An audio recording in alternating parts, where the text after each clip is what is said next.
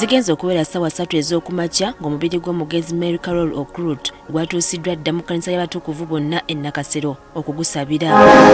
Abakulembeze ab'enjawulo okubadde baliko n'abaawummula, abakungu ba gavumenti, bannaddiini, eŋŋanda n'emikwano kw'ossa n'abantu ssekinnoomu bangi babaddewo mu kusaba kuno. Wakati mu maziga abaana b'omugenzi nga bakulembeddwamu mukulu waabwe bategeezezza nga nnyabwe bw'abadde omukyala omusanyufu nga waali twayinza kubaawo akaaba. She would just call us and would dance. She would want a Lingala tune or Jamila, and she would challenge us to all go pakachini.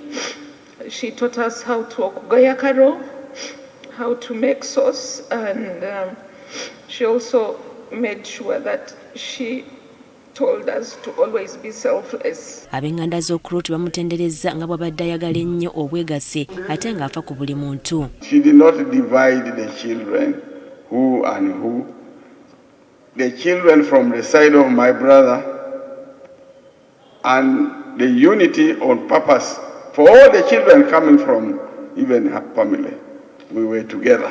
N'emikwano gy'omugenzi naddala abo abaasomako naye bategeezezza nga basaaliddwa ennyo munnaabwe abadde omutabaganya. Mary was a woman of kindness and caring heart, one of who instinctively reached out to lift the others. Her compassion knew no boundaries, whether it was a stranger in need, a struggling student, or a friend in distress.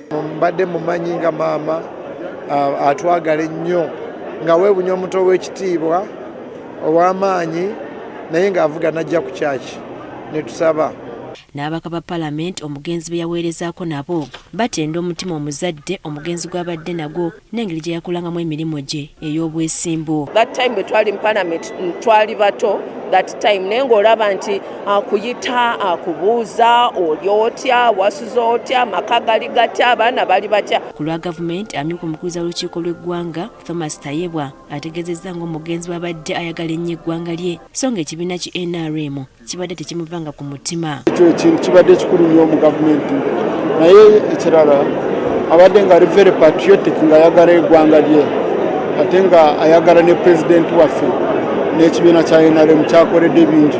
Akoze emirimu mingi nnyo ffe ng'aba NRM tugenda musaalirwa nnyo kubanga abadde omukyala ayagala ekibiina kye ow'ekyokulabirako ekirungi nga buli kiseera awandiika articles. Omugenzi Mary Karoro Okrutu kitegeerekese nga bw'afudde obulwadde bw'amawuggwe obubadde bumutawaanya okumala emyaka 15.